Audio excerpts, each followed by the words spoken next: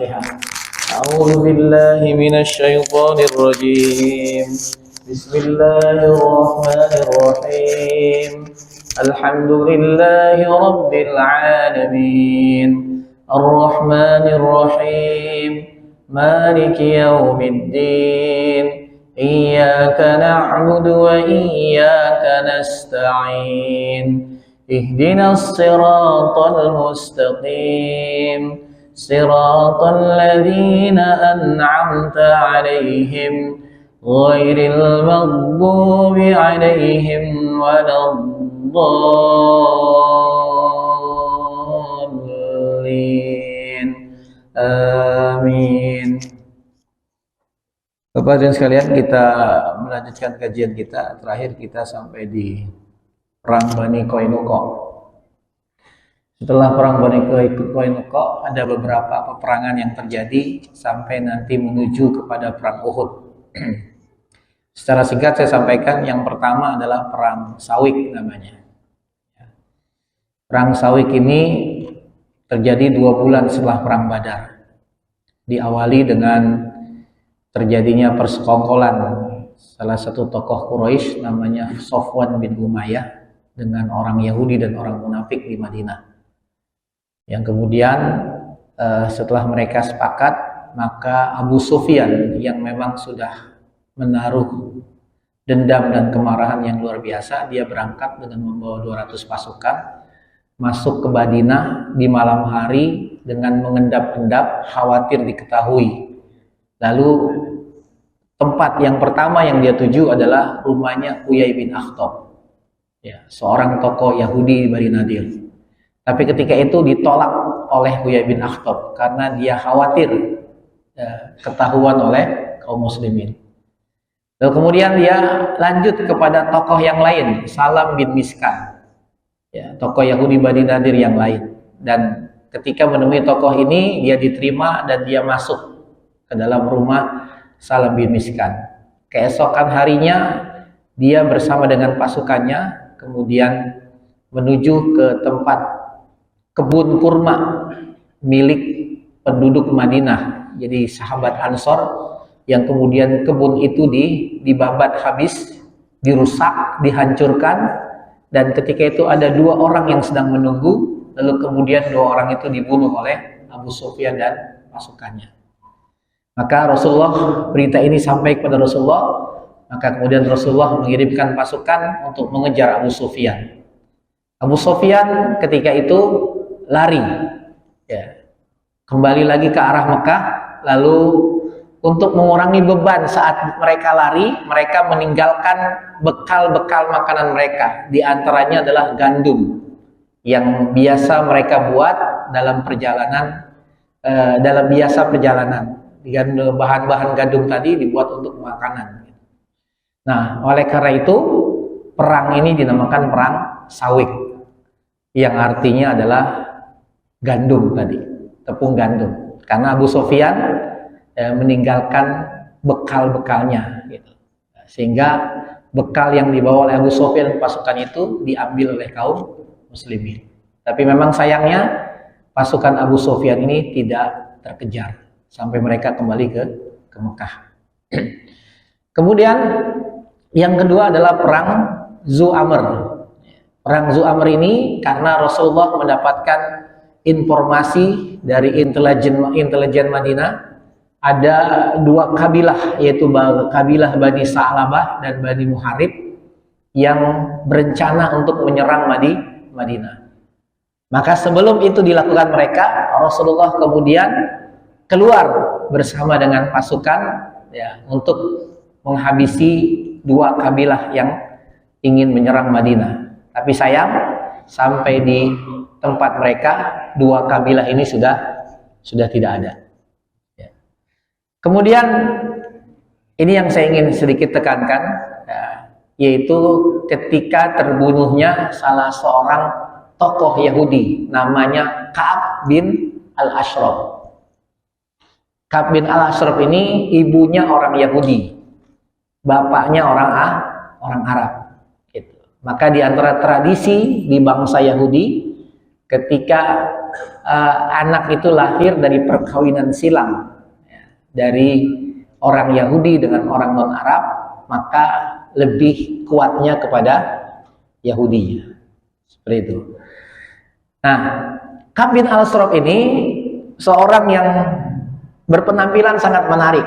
Ya. Dia tampan, dia kaya raya, gitu. Dan dia suka menolong orang. Tetapi permusuhannya dengan Islam sangat luar biasa. Ya, sangat luar biasa. Terlebih lagi setelah peristiwa Perang Badar. Saat dia mendengar orang-orang Quraisy kalah di Perang Badar oleh kaum muslimin. Seolah tidak percaya, Quraisy yang merupakan suku mulia, ahli dalam perang, bisa kalah dengan kaum muslimin. Maka dia nggak percaya. Gitu. Sehingga akhirnya dia pun berangkat ke Mekah, meng-cross check, benarkah orang Quraisy kalah. Maka kemudian begitu sampai di Mekah, dia mendapatkan informasi yang valid, memang mereka Quraisy itu kalah dari kaum muslimin. Ya. Dan disitulah dia memprovokasi orang-orang Quraisy agar orang Quraisy ini melakukan perlawanan, penyerangan kembali ke Madinah. Gitu. Ya, sampai-sampai dia memuji orang-orang Quraisy. Dia mengatakan orang Quraisy itu lebih baik agamanya dibanding kaum muslimin. Ya, sampai kemudian Allah menurunkan surat An-Nisa ayat 51. Ketika Allah berfirman, "A'udzubillahi minasyaitonirrajim. Alam tara ilal ladzina utu nasiban minal kitab yu'minuna bil jibti wat taghut." Tidakkah kalian perhatikan kepada orang-orang yang diberikan kitab, di mana mereka mengatakan wa yaqulu dalil ladina kafaru, mereka berkata kepada orang-orang kafir, dalam hal ini orang-orang kafir Quraisy, ulai ahda minal ladina amanu sabila, sesungguhnya agama kalian, agama nenek moyang kalian itu lebih baik daripada agama yang dibawa Muhammad. Gitu. Padahal kenapa Allah menurunkan ayat ini? Ini menyindir tentang kebodohan seorang Ka'b bin Al-Ashraf secara khusus. Kenapa? Karena sebenarnya Ka'b bin Al-Ashraf dan orang-orang Yahudi itu tahu bahwasanya Islam itu agama yang baik, agama terbaik. Ya. Karena sama dengan Yahudi, di mana mereka mendapatkan kitab suci. Lalu karena kebenciannya dengan kaum muslimin, sehingga dia harus merubah pandangannya itu, ya, dengan mengatakan agama Islam itu tidak lebih baik dibanding agamanya orang-orang kafir Quraisy. Maka Allah turunkan ayat ini. Begitu dia kembali lagi ke Madinah, bagaimana dia mencemooh Rasulullah, mencemooh kaum muslimin, menjelek-jelekan kaum muslimin. Ya. Pokoknya kaum muslimin dijelekkan terus oleh Ka'b bin Al-Ashraf ini. Sehingga akhirnya apa yang terjadi? Rasulullah sudah tidak bisa menahan diri. Ya, karena yang dilecehkan adalah agama Islam, yang dilecehkan adalah kemuliaan Islam. Maka akhirnya saat Rasulullah sedang berkumpul dengan para sahabat, Rasulullah bertanya kepada para sahabat, siapa di antara kalian yang berani menghadapi Ka'b bin Al-Ashraf? Bahkan dalam riwayat lain bukan begitu pertanyaan Rasul. Pertanyaan Rasul, siapa di antara kalian yang bisa membawa kepala Ka'b bin Al-Ashraf ke hadapanku? Jadi sampai seperti itu Rasulullah. Siapa di antara kalian yang bisa membawa kepala Ka'b bin Al-Ashraf ke hadapanku? Ya. Karena tadi ya, kita harus paham memang hukuman bagi orang-orang yang melecehkan Allah dan Rasulnya itu berat. Ya. Maka Rasulullah nggak tanggung-tanggung. Bukan hanya menghadapi Ka'b bin Al-Ashraf, tetapi siapa yang bisa bawa kepalanya. Maka ketika itu nunjuklah beberapa sahabat Ansor, ya, di mana sahabat Ansor ini berasal dari kabilah yang ketika masih jahiliyah bersekutu dengan orang-orang Yahudi Bani Nadir. Salah satunya mereka dekat dengan Ka'b bin Al-Ashraf. Ya, padahal mereka hubungannya dengan orang Yahudi itu lebih lama. Tapi hubungan yang lama itu mereka singkirkan karena keimanan mereka. Ya, mereka lebih loyal, lebih setia dengan keislaman mereka. Mereka lebih patuh kepada Rasulullah. Maka akhirnya nunjuklah pertama Muhammad bin Maslamah, kemudian Ubad bin Bishr, kemudian Abu Nailah. Nah, Abu Nailah ini saudara sesusuannya Ka'b bin Al-Ashraf, saudara sesusu. Kemudian Sulkan bin Salamah, kemudian Al-Haris bin Aus, kemudian Abbas bin Jabir. Nah, inilah 6 orang yang bersedia untuk menghadapi Ka'b bin Al-Ashraf, melaksanakan misi Rasulullah, membawa kepala Ka'b bin Al-Ashraf ke hadapan Rasulullah Shallallahu Alaihi Wasallam. Maka ketika mereka sudah ditunjuk oleh Rasulullah, mereka kemudian mengutarakan rencana mereka, cara memancing Ka'b bin Al-Ashraf keluar dari bentengnya. Jadi Ka'b bin Al-Ashraf ini kan orang kaya, Pak. Sementara saya sering sampaikan, benteng perkampungan Yahudi itu dijaga oleh benteng. Nah, di pertahanan awal itu benteng di gerbang kampungnya, di gerbang perkampungan. Nanti begitu masuk ke kampung itu akan ada benteng-benteng lagi. Apalagi kalau dia orang kaya. Nah, rumahnya itu ada benteng lagi. Nah, itu saking takutnya orang Yahudi. Gitu. Nah, untuk bisa masuk ke dalam bentengnya Ka'b bin Al-Ashraf itu penjaganya ketat. Maka harus pakai strategi. Dan strategi ini mereka utarakan kepada Rasulullah dengan tidak enak hati. Kenapa? Harus menjelekkan Rasulullah di hadapan Ka'b bin Al-Ashraf. Kalau nggak begitu, ya itu nggak bisa tuh tembus ke benteng. Bisa masuk, tapi senjata harus dilucuti gitu. Maka mereka utarakan rencananya. Dan Rasulullah setuju, ya nggak apa-apa, laksanakan. Yang penting misi berhasil.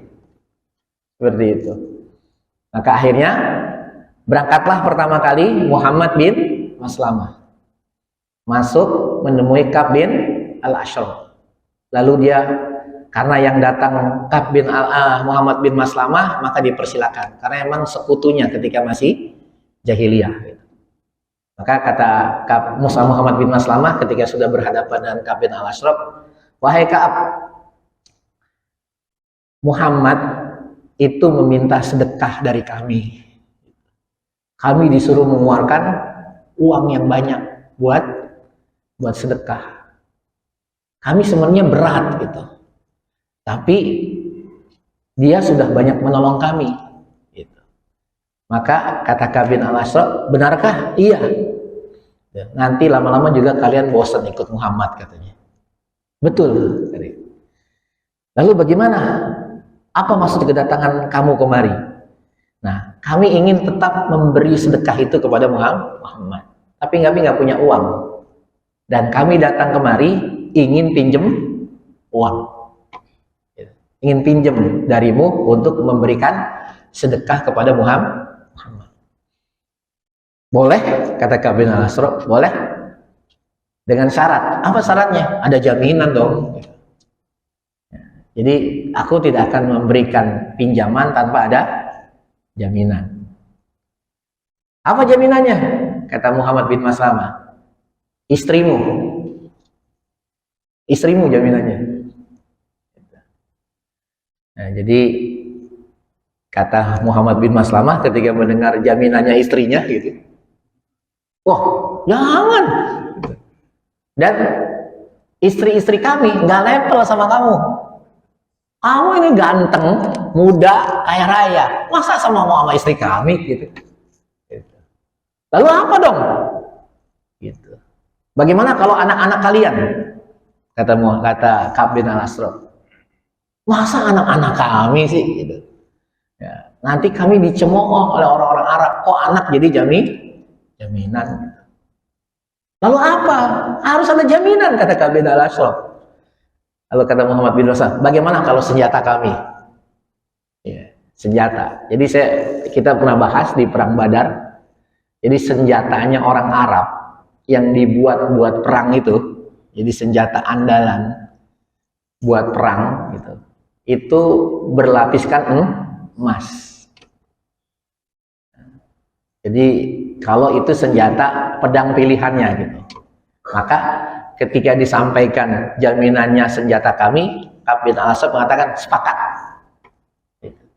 Lalu kenapa Muhammad bin Maslamah ini yang jadi jaminannya adalah senjata?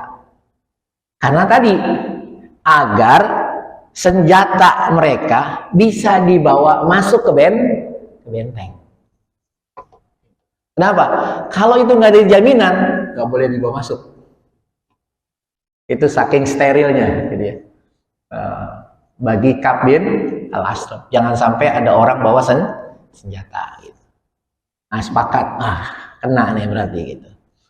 Maka setelah Muhammad bin Maslamah pulang, maka datanglah kemudian Abu Nailah, saudara sesuanya Ka'ab bin al-Ashraf, dan menyatakan hal yang sama dengan Muhammad bin Maslamah, dan jaminannya sama, senjata. Lalu sambil mengatakan Abu Nailah, teman-temanku banyak, ada lagi yang lain dan punya keperluan yang sama denganmu, dan sebagai jaminannya sama, yaitu senjata.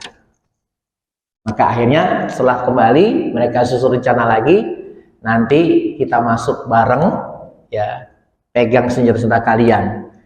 Nanti kita akan pancing Ka'ab bin al-Ashraf keluar dari bentengnya.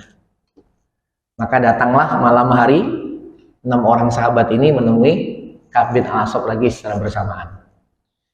Nah, ketika terdengar suara 6 orang sahabat ini, nah kebetulan Ka'ab bin al-Ashraf pengantin baru, gitu. Ya, baru menikah, belum malam pertama. Nah, begitu mendengar suara sahabat, Ka'ab bin al-Ashraf tahu, oh ini Muhammad bin Maslamah.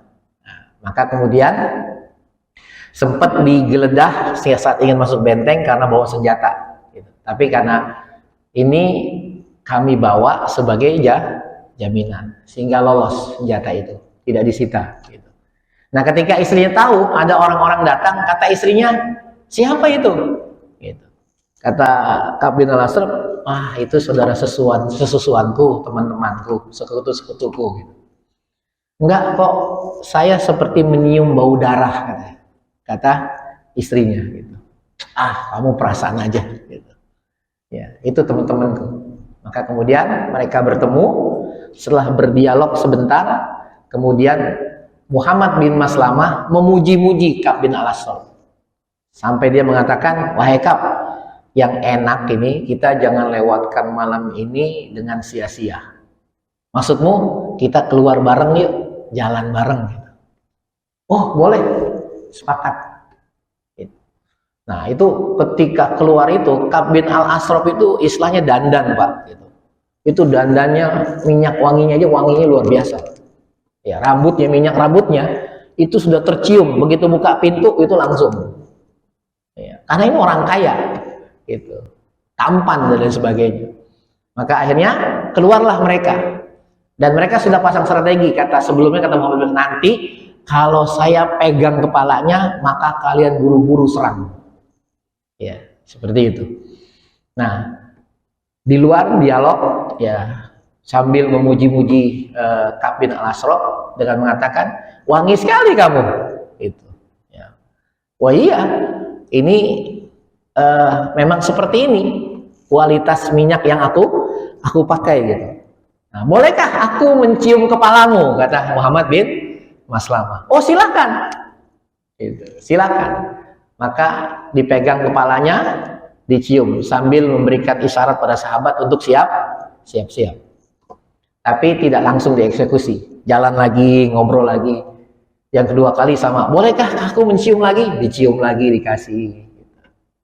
Sampai kemudian yang ketiga kali, saat punya kesempatan untuk mencium kembali, maka saat itu dijambaklah rambutnya oleh Muhammad bin Maslamah. Maka ketika itu para sahabat secara bersama-samaan menyerang Ka'b bin Al-Ashraf.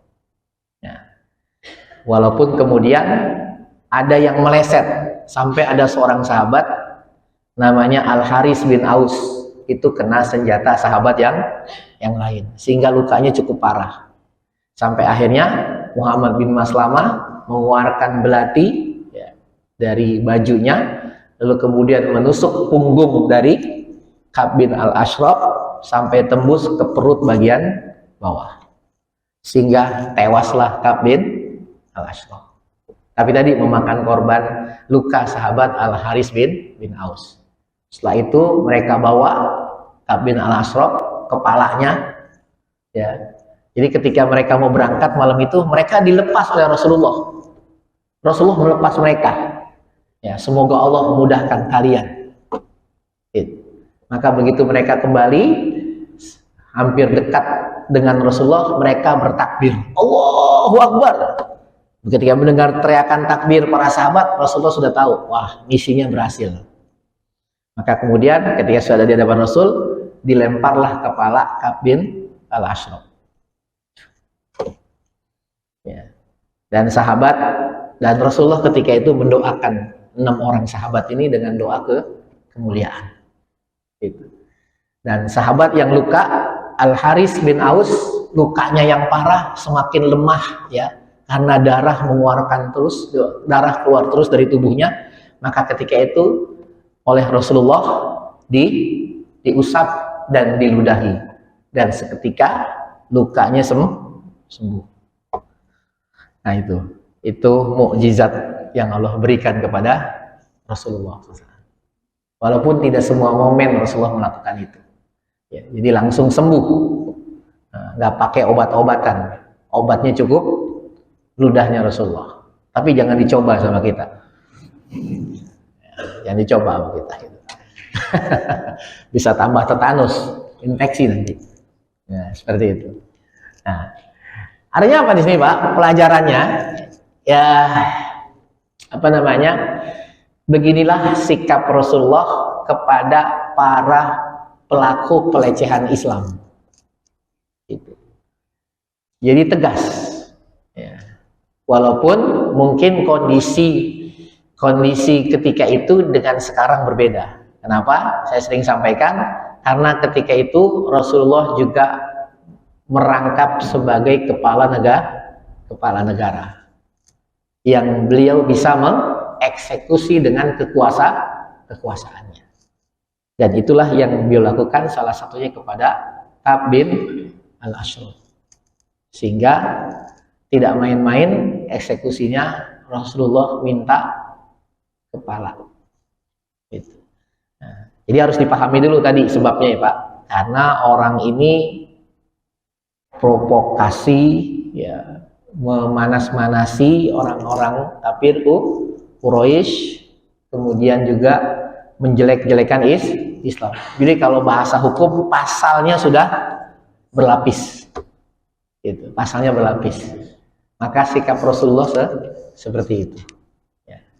Dan dari peristiwa ini memberikan ibrah yang luar biasa, pelajaran buat orang-orang Yahudi yang lain, sehingga mereka ciut saat tahu apa yang dilakukan oleh Rasulullah kepada Ka'b bin Al-Ashraf.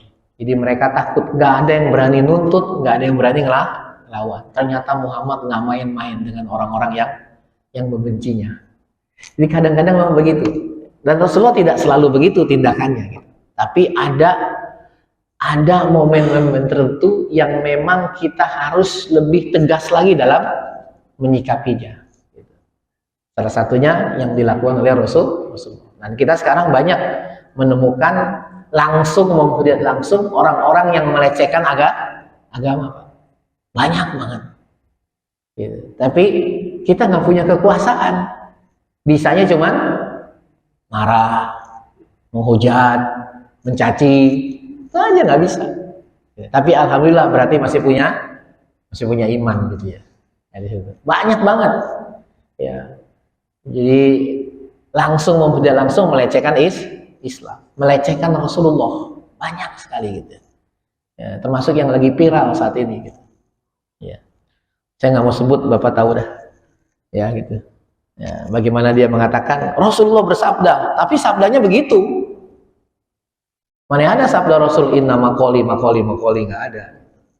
Seperti itu. Berarti kan berdusta atas nama Rasul seperti itu. Itu kan pelecehan sebenarnya. Gitu ya. Dan ironisnya tadi banyak yang melecehkan Islam dan mereka ngakunya Muslim juga. Ya bagaimana munkar dan nakir dimarahin gitu ya. Hebat kan? Munkar dan nakir dimarahin.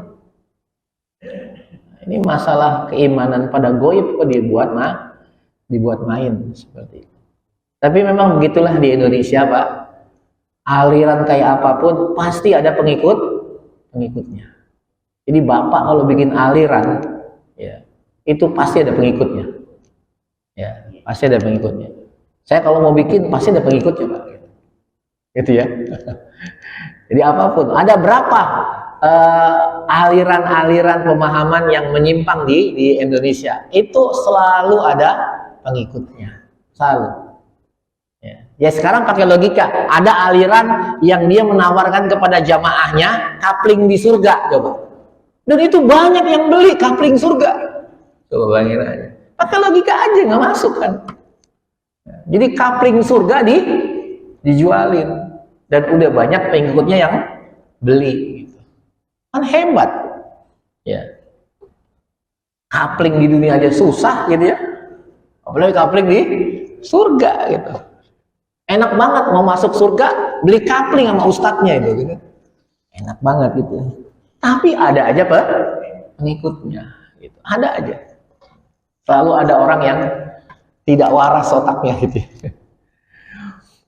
Makanya itulah salah satu tujuan dari disyariatkannya apapun dalam agama ini, apakah bentuknya perintah ataupun bentuknya larangan. Itu salah satu tujuannya adalah agar menjaga otak ini, akal ini agar tetap waras. Kenapa Allah larang minuman khamar? Ya biar otaknya waras. Karena orang minum khamar pasti otaknya gak waras. Kenapa Allah melarang berjudi? Karena berjudi juga merusak otak. Buktinya judi online.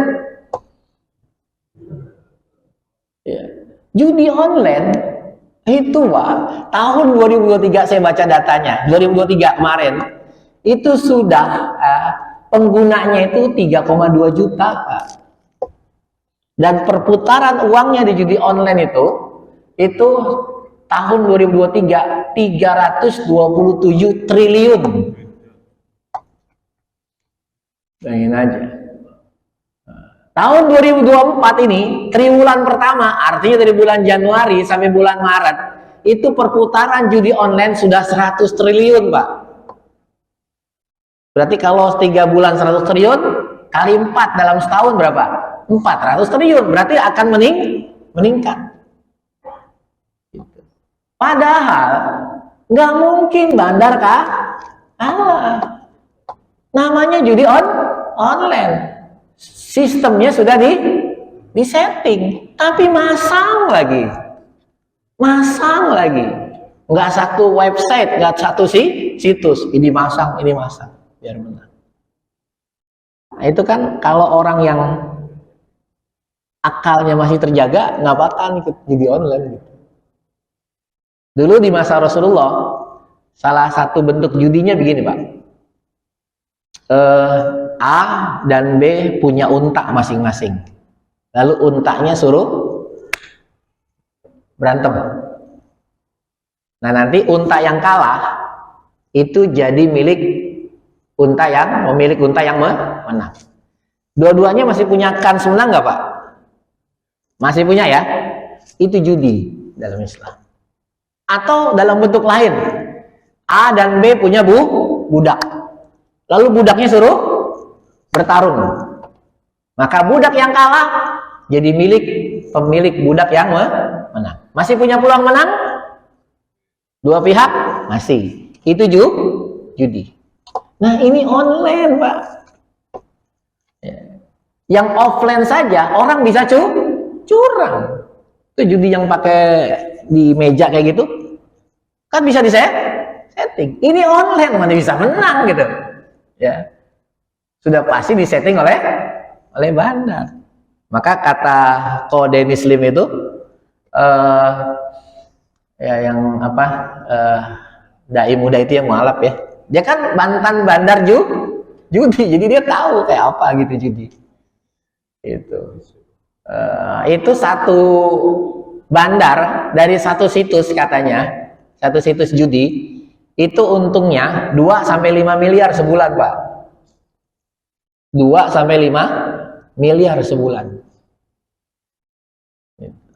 Itu satu situs doang gitu. Bagaimana kalau bandar punya beberapa situs? Wah, untungnya banyak banget gitu.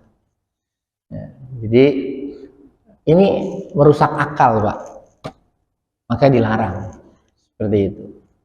Nah, dua pekan yang lalu saya kan jadwal khutbah di Astra Honda Motor di Plan Cibitung. Nah, kata DKM-nya, Ustadz, temanya tentang judi online.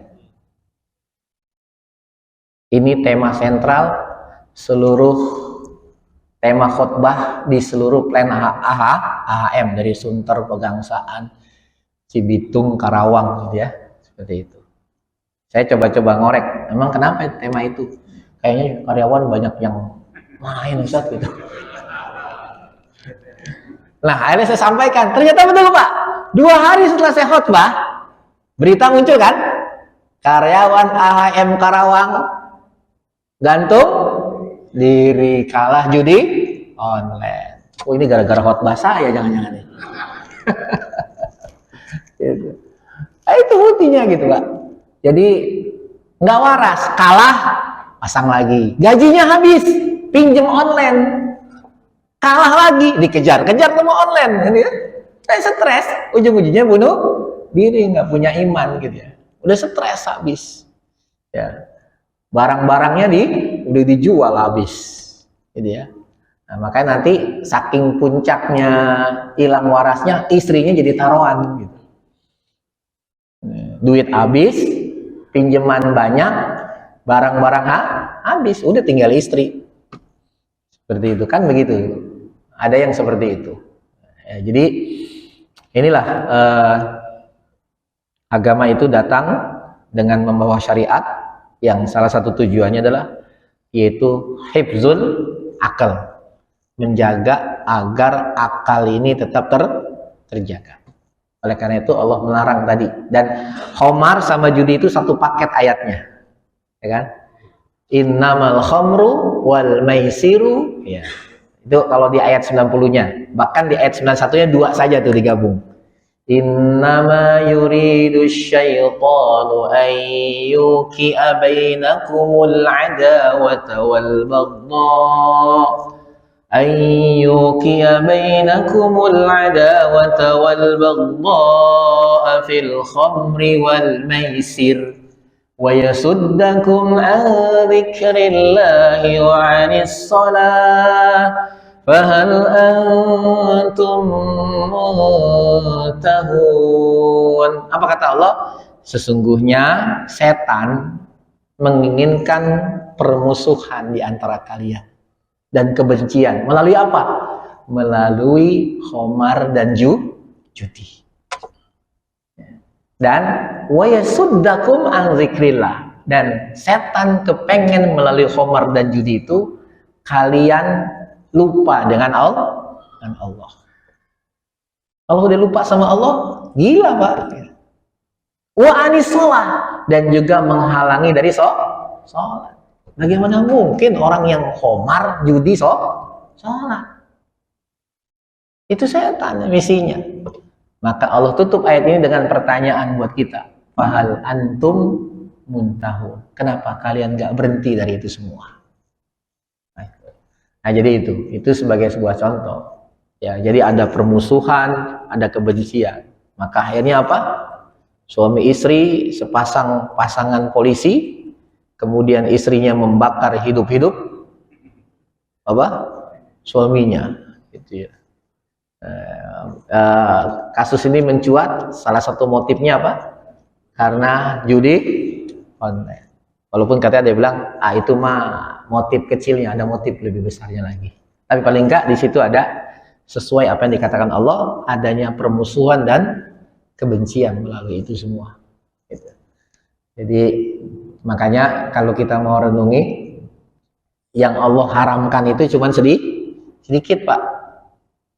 Makanan yang diharamkan berapa?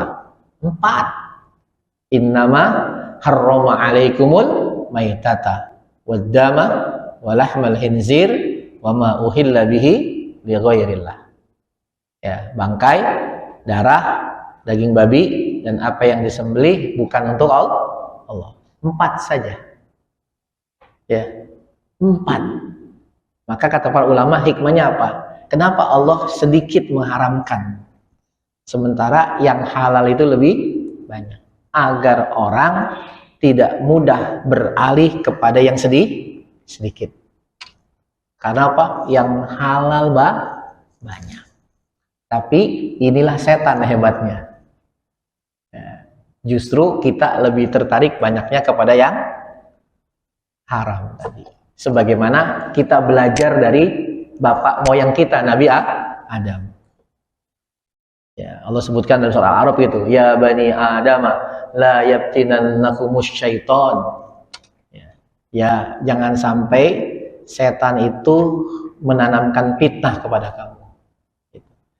Kama akhraja abawaikum minal jannah. Sebagaimana dulu setan itu telah mengeluarkan bapak moyang kalian dari surga. Itu surga, Pak ya. Surga kan nikmatnya luar biasa ya. Cuman Allah satu minta, jangan deketin pohon. Tapi justru yang dideketin pohon itu ya, seperti itu. Padahal yang lain boleh pokoknya. Boleh dideketin, boleh dimakan. Tapi atu aja tuh jangan itu. Setan goda-goda Nabi Adam. Sehingga akhirnya tergelincirlah Nabi Adam. Nah, begitu. Makanya Allah ingatkan, jangan sampai kalian seperti dulu Nabi Adam tergelincir. Itu jadi pelajaran. Gitu. Banyak yang Allah halalkan, tapi lebih milih yang diharamkan yang cuma sedikit seperti itu. Jadi nggak ada rumusnya orang judi itu kaya, yang kaya bandarnya gitu, main judi. Dan itu pun insya Allah akan habis gitu. Kalaupun menang nggak berkah, Pak, nanti habis juga. Gitu. Dan nanti Allah ngambilnya lebih dari apa yang kita menang. Pasti seperti itu. Jadi nggak mungkin yang dikatakan Allah itu berbeda dengan realitasnya seperti itu. Nah, ini sampai di sini kita di Ka'b bin Al-Ashraf. Kita lanjutkan. Kemudian setelah peristiwa itu ada perang Buhran, ya, di mana Rasulullah memimpin 300 pasukan, ya. Kemudian ada satuan perang yang dipimpin oleh sahabat Zaid bin Harisah. Inilah perang terakhir menuju perang Uhud, ya. Yaitu perang ini terjadi di bulan Jumadil akhir, ya, tahun 3 Hijriah, ya, di mana misinya adalah mencegah kafilah dagang Quraisy yang mau berangkat dari Mekah ke Syam. Jadi ketika itu kafilah dagang ini dipimpin oleh Sofwan bin Umayyah. Tapi mereka sudah ketakutan. Ini kita kalau mau ke Syam lewat jalur biasa, ini pasti Muhammad akan mencegat kita. Maka bagaimana nih caranya biar aman? Kemudian Abu Sufyan mengusul, kalau begitu lewat jalur Irak, jangan lewat jalur Madinah. Walaupun waktu tempuhnya itu lebih lama. Jadi kalau misalnya lewat jalur Madinah itu 1 pekan, Maka ini kalau lewat jalur Irak bisa 2 pekan, 3 pekan. Dan bagi pebisnis itu waktu itu sangat ini ya, sangat berpengaruh gitu. Tapi mau nggak mau ini harus dilakukan biar selamat. Maka itulah yang dilakukan. Tapi rencana ini diketahui oleh Rasulullah. Ya, diketahui karena Rasulullah dapat informasi dari seseorang yang bernama Sulaid bin An-Nu'man yang masih tinggal di Mekah. Dia sudah masuk Islam, tapi orang nggak tahu kalau dia sudah masuk Islam. Nah, tinggalnya masih di Mekah. Ketika itu Sulaid bin Nu'man ini mabok bareng sama Nu'aim bin Mas'ud, mabok minum khamar. Kenapa? Karena ayat pengharaman khamar belum turun. Jadi makanya sahabat ini masih mabok gitu. Masih mabok gitu. Nah, 2 orang ini mabok nih. Nah, saat mabok ini udah tidak terkendali, Nu'aim bin Mas'ud ngoceh tentang rencana kafilah dagang ini yang mau berangkat lewat jalur Irak. Wah, bocor. Kemudian setelah itu besoknya Sulaid ini berangkat ke Madinah menyampaikan informasi ini. Maka Rasulullah cepat-cepat mengirim pasukan di bawah sahabat Zaid bin Harisah. Dan ternyata betul kafilah dagang Quraisy lewat dan kemudian direbut. Dan dari sini bagaimana kemudian mendapatkan ghanimah yang cukup banyak, yaitu 100.000 emas dan perak. Gitu. Sofwan tidak bisa berbuat apa-apa karena kekuatan mereka sedikit, tidak bawa banyak pasukan. Kenapa? Mereka pikir nggak tahu kalau lewat jalur Irak. Gitu. Tapi ternyata bocor rencana itu, sehingga Sofwan kabur meninggalkan seluruh isi dari kafilah dagang itu dan kemudian diambil oleh kaum muslimin, dan kaum muslimin mendapatkan banyak ghanimah. Nah inilah, jadi ini misi berhasil yang luar biasa ya, karena ketepatan informasi ya, sehingga misi pun berhasil. Nah ini peperangan terakhir, ekspedisi terakhir sebelum terjadinya perang Uhud. Sebelum kita masuk perang Uhud, ada yang ingin ditanyakan dulu, Pak?